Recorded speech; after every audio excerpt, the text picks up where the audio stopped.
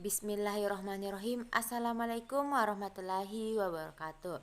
Perkenalkan, nama saya Sri Hasriani dari mahasiswi Universitas Negeri Makassar, Fakultas Ilmu Pendidikan, Prodi Pendidikan Guru Sekolah Dasar. Tujuan saya membuat video ini untuk memenuhi salah satu tugas, yaitu metodologi penelitian pendidikan.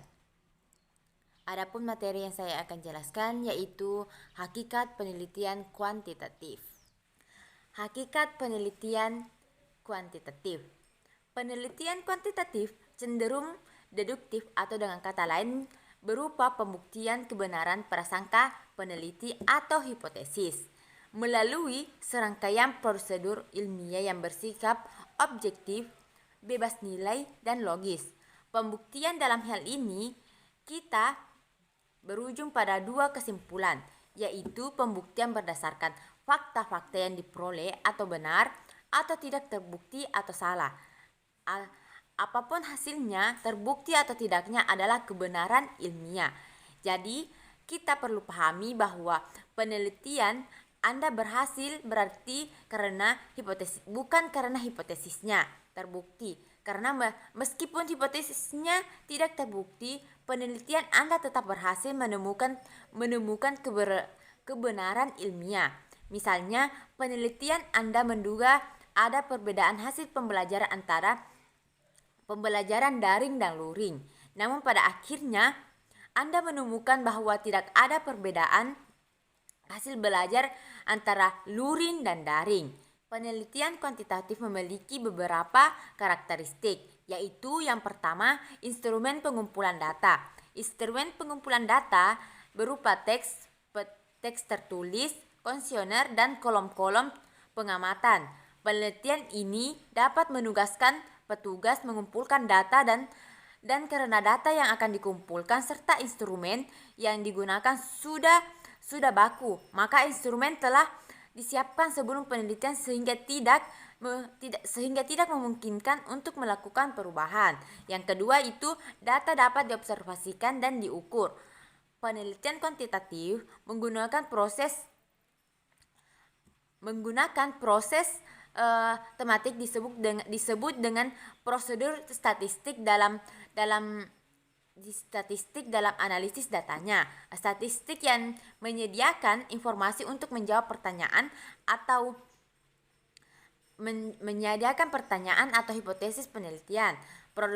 Prosedur statistik dilakukan agar tidak terjadi terhadap fakta akibat hadirnya persepsi penelitian. Yang ketiga itu rencana penelitian atau desain yang jelas. Rancangan atau desain digunakan sebagai rancangan tentang berbagai penelitian dilaksanakan. Dalam rancangan atau desain ini meliputi yaitu pengumpulan data dan analisis data serta laporan hasil penelitian. Dan yang terakhir yaitu jumlah sampel banyak.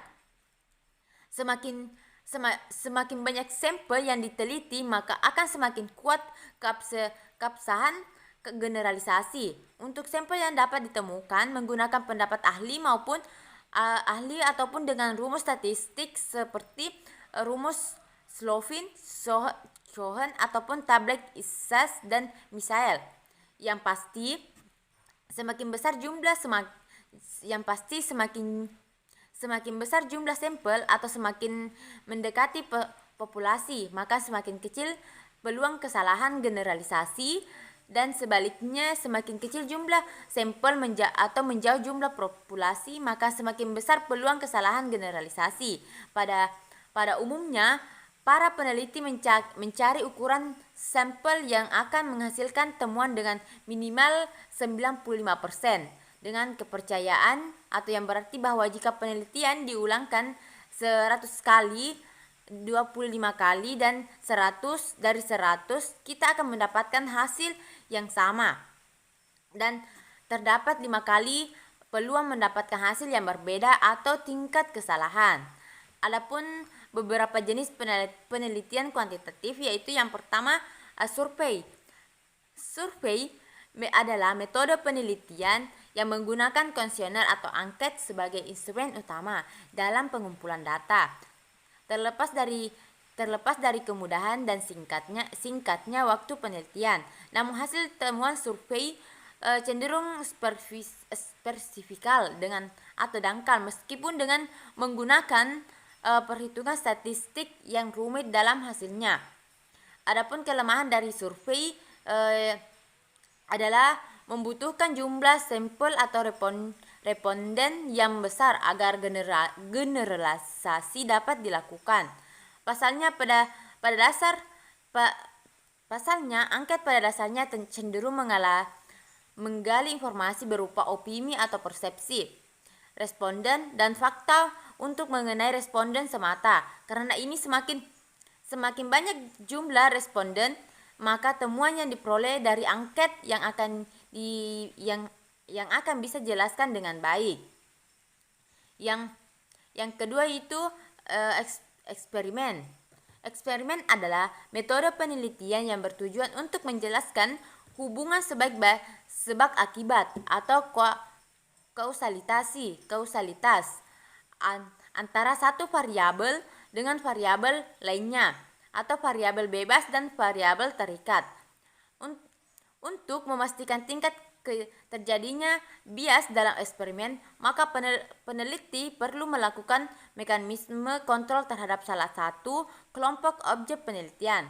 Mekanisme kontrol ini bertujuan untuk memastikan perubahan perilaku atau akibat pada objek penelitian benar-benar bukan disebabkan oleh faktor atau variabel yang sedang diteliti. Dan yang terakhir yaitu ekspor faktor. Ekspor faktor adalah bahasa Latin yang berarti dari sesuatu fakta, yakni penelitian yang dilakukan setelah suatu kejadian terjadi. Maksudnya dari penelitian ekspor faktor adalah untuk menemukan hubungan sebab akibat antara peristiwa yang telah terjadi dengan faktor-faktor yang dicurigai atau hipotesisnya sebagai penyebabnya. Dengan kata lain, variabel terikat telah terjadi secara alami dan penelitian mengalami variabel-variabel bebas untuk menemukan apakah ada hubungan sebab akibat antara variabel bebas dengan variabel bebas yang diteliti terhadap variabel terikat yang telah terjadi. Dalam penelitian hubungan sebab akibat ini, peneliti tidak melakukan manipulasi terhadap variabel bebas, juga tidak melakukan kontrol terhadap variabel bebas sebab variabel terikat telah terjadi secara resmi. Penelitian terhadap objek penelitian tidak mungkin melakukan manipulasi atau perlakuan terhadap objek penelitian selain karena peristiwa tersebut telah terjadi, juga karena mengulangi peristiwa tersebut bertentangan dengan moral, norma, dan etika. Di sini penelitian ekspor faktor dapat dibedakan menjadi dua jenis. Yang pertama yaitu causal research atau penelitian konselerasi. Adalah salah satu penelitian yang melibatkan tindakan pengumpulan data guna menentukan apakah ada hubungan dan tingkat hubungan antara dua variabel atau lebih. Penelitian kolerasi mempunyai 3 karakteristik penting untuk para peneliti yang hendak menggunakannya, yaitu yang pertama itu penelitian kolerasi dapat terjadi variabel kompleks dan penelitian tidak mungkin melakukan manipulasi atau mengontrol variabel seperti dalam penelitian eksperimen. Yang kedua itu memungkinkan variabel diukur secara intensif dalam setting atau lingkungan yang nyata. Dan yang terakhir itu memungkinkan peneliti mendapatkan derajat asosiasi yang signifikan. Nah, yang kedua yaitu causal komparatif research atau penelitian kausal komparatif adalah pendekatan dasar kausal komparatif melibatkan kegiatan penelitian yang diawali dengan mengidentifikasi pengaruh variabel satu terhadap variabel lainnya. Kemudian dia juga berusaha mencari kemungkinan variabel penyebabnya, atau dengan kata lain, dalam penelitian kausal komparatif, penelitian komparatif berusaha mencari pertanyaan penelitian. Nah, itulah tadi penjelasan sedikit dari saya tentang hakikat penelitian komparatif. Semoga bermanfaat bagi teman-teman semua. Jangan lupa like, comment, share, and subscribe. Wassalamualaikum warahmatullahi wabarakatuh.